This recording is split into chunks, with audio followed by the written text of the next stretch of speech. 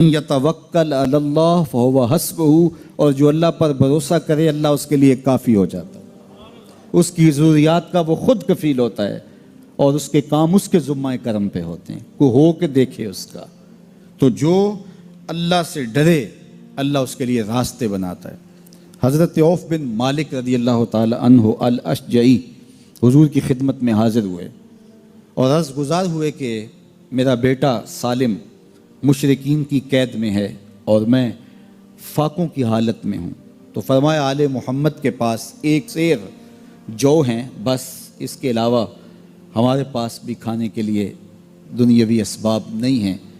کہا صبر کرو اور اللہ سے ڈرو اور لا حول ولا قوت الا باللہ کثرت کے ساتھ پڑھو۔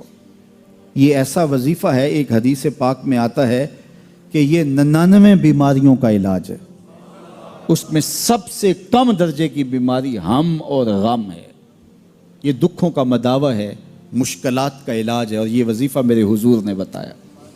حضرت ابو ذر غفاری رضی اللہ تعالیٰ عنہ کو حضور نے 5 چیزیں بتائی تھیں، ان میں سے 5ویں چیز یہ تھی کہ ابو ذر کثرت کے ساتھ لا حول ولا قوت الا باللہ پڑھا کرو۔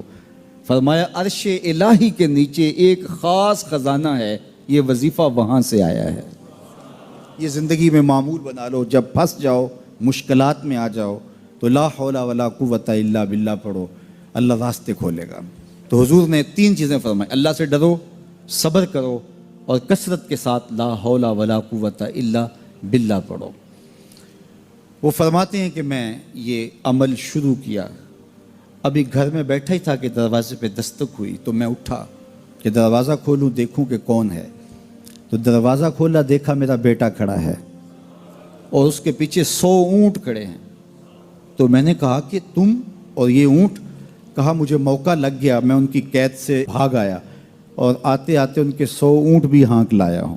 وَيَرْزُقْهُ مِنْ حَيْثُ لَا يَحْتَسِبُ، وہ تمہیں وہاں سے رزق دے گا جہاں سے تمہیں گمان بھی نہیں، اس کے ہو کے تو دیکھو۔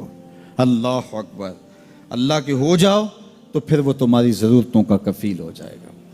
فرمایا حضرت عبداللہ ابن مسعود رضی اللہ تعالیٰ عنہ نے کہ کسی شخص کو فقر و فاقہ آ جائے تو وہ لوگوں کو بتائے کہ میں آج کل بڑے مشکل حالات میں ہوں، ہر وقت لوگوں کو بتاتا رہے تو اس کی مشکل بڑھے گی، اس کی مشکلیں آسان نہیں ہوں گی اس طرح۔ اور اگر وہ اپنی اس مشکل کو کسی سے شیئر نہ کرے بلکہ مصلی بچھا کے اپنے رب سے کہے کہ مالک فقر و فاقہ آ گیا ہے اور اس کا علاج تیرے پاس ہے، اس مرض کا مداوع تیرے پاس ہے۔ تو حضرت عبداللہ ابن مسعود فرماتے ہیں کہ رسول کریم نے فرمایا جلد یا بدیر اللہ اس کو مالا مال فرما دے گا۔ یہ بھی کبھی کر کے دیکھو، مشکل آ جائے، فاقہ آ جائے، مصیبت آ جائے، کسی سے نہ کہو، صرف اپنے رب سے کہو، پھر دیکھنا اس کی کرم نوازیوں کا می کیسے برستا ہے۔ فرمایا اللہ پر بھروسہ کرنے کا جو حق ہے اگر وہ تم ادا کر دو، وہ تمہیں ایسے رزق عطا کرے جیسے پرندوں کو عطا کرتا۔ ہم تو دکان پہ جانا ہوتا ہے، فیکٹری میں جانا ہوتا ہے، ہم اپنے کاروبار پہ جانا ہوتا ہے، نوکری پہ جانا ہوتا ہے، مزدوری پہ جانا ہوتا ہے، ہمیں پتہ ہے کہاں آج صبح جانا ہے، لیکن پرندوں کو کوئی پتہ نہیں ہوتا کہاں جانا ہے، راس المال بھی نہیں ہوتا، لیکن صبح نکلتے ہیں، شام کو کبھی بھی خالی پیٹ نہیں آئے۔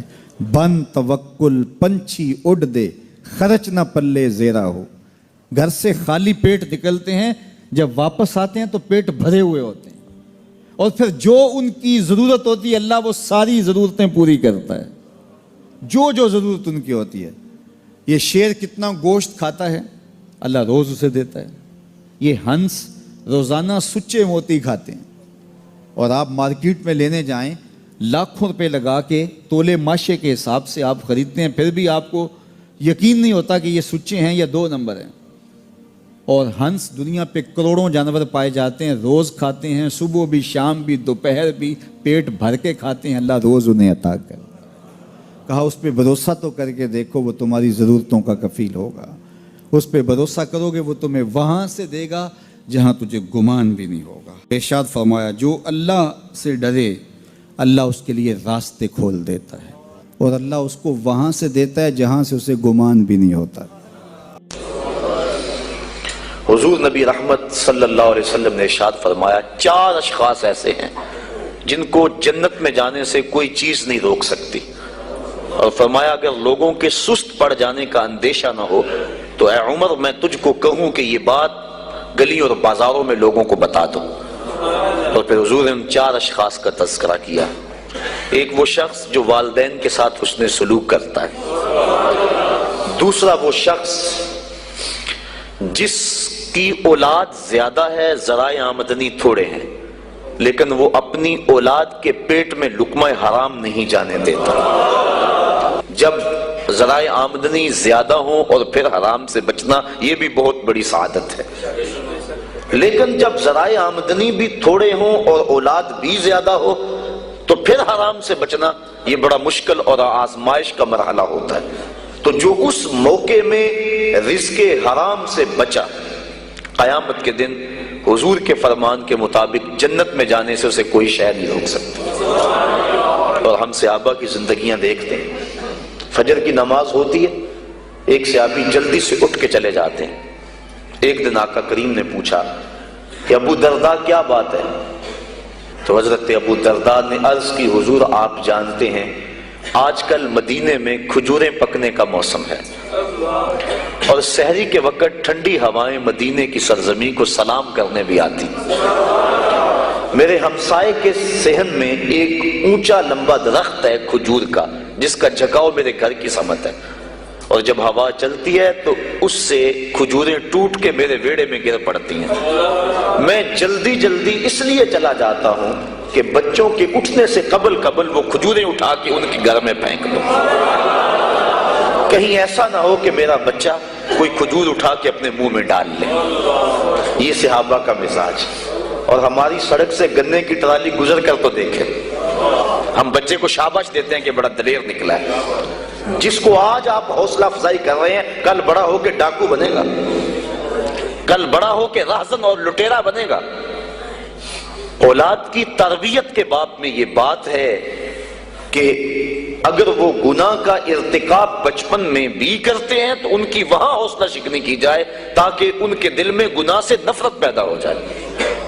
تو حضرت ابو درداء نے عرض کی حضور میں اس لیے جلدی چلا جاتا ہوں کہ ہمسائے کے گھر سے جو کھجور کا درخت ہماری سمت جھکا ہوا ہے اس کی کھجوریں جو گرتی ہیں میں ان کو اٹھا کے ان کے صحن میں پھینک دوں تاکہ کہ میرا بچہ وہ کھجور اپنے اندر نہ لے لے۔ اور آپ جانتے ہیں کہ حضرت امام حسین رضی اللہ تعالیٰ عنہ مسجد نبوی میں آئے، صدقے کی کھجوروں کا ڈھیر لگا ہوا تھا، بچے تھے، ایک کھجور اٹھا کے انہوں نے اپنے منہ میں ڈال لی۔ تو آقا کریم صلی اللہ علیہ وسلم تیزی سے آگے بڑھے اور ان کے حلق میں انگلی ڈال کر حضور نے کہا کہ اس کو نکالو باہر اور اندر سے کھجور باہر نکلوا دیں۔ میں اور آپ اپنے رزق پر اگر غور کر لیں اور اپنے رزق کی حلت کا سامان کر لیں تو عبادت کی لذت نصیب ہو جائے۔ تیسرا وہ شخص کہ جس نے ایسی سچی توبہ کی کہ دوبارہ گناہ کی طرف جانا اتنا مشکل ہے جس طرح تھن سے نکلا ہوا دودھ دوبارہ اندر نہیں جا سکتا۔ اور چوتھی وہ عورت جس نے اپنی ساری محبتیں اپنے خامد پہ نچھاور کر دی اور اس حال میں مری کہ اس کا خامد اس پہ راضی تھا، اس کو جنت میں جانے سے کوئی چیز نہیں روکی۔